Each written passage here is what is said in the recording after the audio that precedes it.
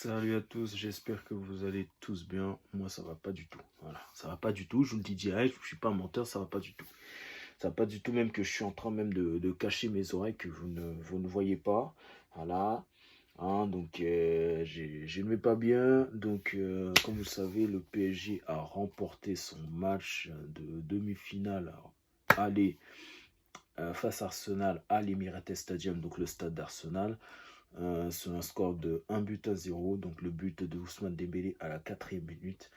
Mais moi, la question que je me pose, c'est comment ça se fait qu'un match comme ça, t'es Arsenal, t'es à domicile, t'as tout le public avec toi et que t'es pas concentré dans les 15 premières minutes du match. Et tous les coachs, que ce soit dans tous les pays, nous le disent, le plus important, c'est être concentré dans les 10, 15 premières minutes du match. C'est véridique et on l'a pas été. On l'a pas été que, allez, on s'est dit, vas-y, on va jouer comme si un peu dans entraînement, nana, c'est le PSG, c'est pas le Real. Non, non, que ce soit le PSG ou un autre, il faut jouer toujours à fond, même dans les 10, 15 premières secondes. Et c'est ça, en fait, euh, l'analyse vidéo que le PSG a faite par rapport à notre jeu en défense. Il fallait qu'on propose autre chose. On a été trop nonchalant, on a été lent, on a été moins combatif. Non, mais vous imaginez, quand vous regardez le match, on dirait plus que c'est le PSG qui est une équipe de première ligue qu'Arsenal. C'est grave d'en arriver là, c'est grave. Et d'ailleurs, j'ai commencé avec lui, Timbers. Timbers, comment ça se fait que tu es en retard sur Xhava, là, le joueur numéro 7 du PSG là? Tu es fautif sur le but, tu es fautif. Tu es fautif en plus des milieux axiaux qui sont Rice et ainsi Merino qui auraient dû prendre Dembélé. Comment ça se fait que Dembélé, il est tout seul juste devant la surface de réparation et qu'il lance son tir? C'est pas normal tout ça. Non, moi c'est pas que je persiste, mais je voudrais que Ben White joue le match retour titulaire à la place de Timber, à la place de Timber. Timber a montré des limites défensivement, même si offensivement, par la suite, ça a été mieux. Voilà.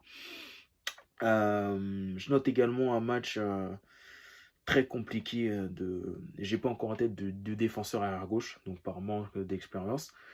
Je crois que de mémoire, tu as Califiori qui joue titulaire à ce poste, mais je crois qu'il est suspendu ou blessé. Et auquel cas, ça pêche, ça pêche. Il faut pas oublier, les potes, que Arsenal est un groupe qui n'a pas d'expérience de demi-finale Champions League. Ils l'ont pas. Contrairement au PSG où voilà, il y a un groupe qui a déjà été fait et auquel cas ils connaissent déjà ces stades des demi-finales pour la plupart des joueurs. Mais concernant Arsenal, là où ça a été inquiétant, c'est le milieu de terrain avec Rice que j'ai pas trop reconnu, qui était un peu bouffé par les milieux de terrain parisiens. Donc en l'occurrence Neves, Vitinha. Donc Vitinha a été homme du match. Regardez, je parle euh, comme si j'avouais que j'avais volé un bonbon et tout. Bref, c'est un peu la sensation que j'ai vis-à-vis de ce match. J'ai pas de l'énervement, mais plus de la déception. Tu vois, un Trossard, par exemple, aujourd'hui m'a déçu. Un Trossard, j'en attendais beaucoup.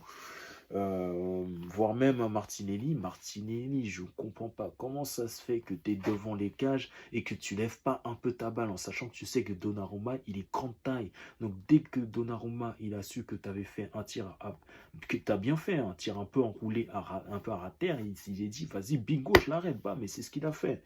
Non, mais voilà. Un Saka qui au début a été timide, mais petit à petit a relevé un peu son niveau, mais qui a un peu disparu dans les 70e, etc. Donc c'est pas alarmant. Il y a encore un match retour, mais ça va être compliqué. Compliqué dans le sens où le PSG est venu mettre un but à l'extérieur. Et même comme mon frère m'a dit, peu importe le résultat, le PSG a mis un but à l'extérieur. Et le pire, c'est qu'on en a marqué zéro. On en a marqué zéro, comme la tête à zéro, comme la tête à Toto. Voilà. Que j'arrive même pas à dire Toto, tellement cette défaite a vraiment impacté mon cerveau.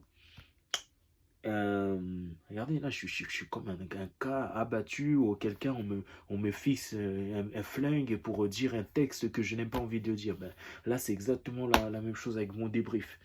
Euh, et on n'a pas d'attaque. On n'a pas d'attaque en pointe. Et sans attaque en pointe, tu ne peux pas gagner une Champions League.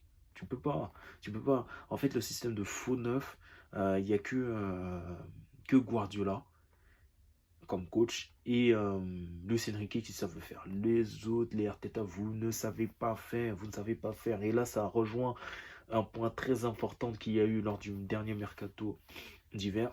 C'est que bon, on a eu la blessure de Ressus. T'as Havertz qui peut jouer plus ou moins à ce poste en faux neuf. Mais le problème, c'est qu'on a demandé en coulisses à Arteta s'il voulait des recrues en attaquant pointe. Le mec a dit non. Et aujourd'hui, vous avez vu, ça coûte cher.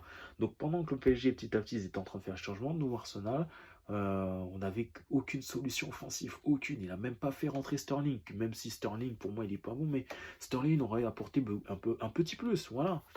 Mais on n'a pas d'attaquant de pointe. Il faut recruter un attaquant de pointe la saison prochaine, voire même deux. Comme ça, ils sont en concurrence. On ne peut plus continuer à jouer avec des espèces de faux neufs. Voilà. Et c'est surtout qu'aujourd'hui, ça manquait énormément d'intensité, voire même d'envie. En fait, dès que le PSG a mené au score et qu'au bout de 20-25 minutes, Arsenal a vu que c'était un peu chaud, ils ont un peu levé pied, mais ils se sont dit, vas-y, on va tout faire pour inscrire un but avant la mi-temps. Donc, arrivé à la mi-temps, t'as le coach qui donne les consignes, les directives. Et au retour des vestiaires, on voit un Arsenal beaucoup plus beaucoup plus conquérant, pardon.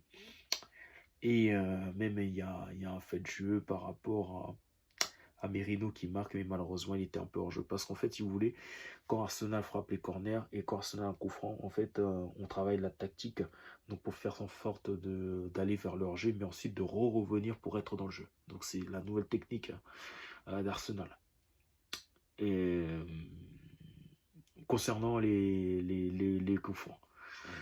Et concernant les corners, en fait, si vous voulez, quand il y a corner là, donc ça veut dire que presque tous les joueurs d'Arsenal, ils viennent du poteau de l'autre côté pour ensuite venir. Bref. Mais ouais, non, déception. Et il faudra qu'Arteta nous sorte le grand jeu de, euh, en termes de tactique. Voilà. Et à noter également qu'il y a un jeune qui est rentré, je crois, dans les 80e minutes. Mais pourquoi? Ouais, mais pourquoi il n'a pas tiré du gauche? J'aurais même préféré qu'il tire du gauche. La frappe, elle est ramollie, Donnarumma l'arrête, que de faire la passe à Martinelli. Martinelli qui a mis un drop. Martinelli s'est trompé de faire, il a mis un drop. Donc c'est tout ça à gérer, un groupe jeune. Et c'est pour ça qu'Arteta, il va avoir un double travail. Le fait déjà de trouver des tactiques qui vont faire en sorte que Arsenal va gagner le match, mais surtout d'inverser la tendance. Et tout ça à l'extérieur, en sachant que le PSG est qualifié à 50% en finale. Donc là, ça veut dire qu'ils vont pousser énormément. Et que, comme ils ont un but d'avance, ils vont être archi en confiance. Voilà. Donc sur ce, j'ai dit ce que j'avais à dire. Mais c'est surtout que le banc d'Arsenal, il faut l'étoffer. Il faut l'étoffer. L'absence de Partey a fait beaucoup de mal. Dommage qu'il soit suspendu. Il aurait dû réagir autrement face au Real. Mais bon, c'est pas grave. Mais c'est surtout que le banc d'Arsenal, il est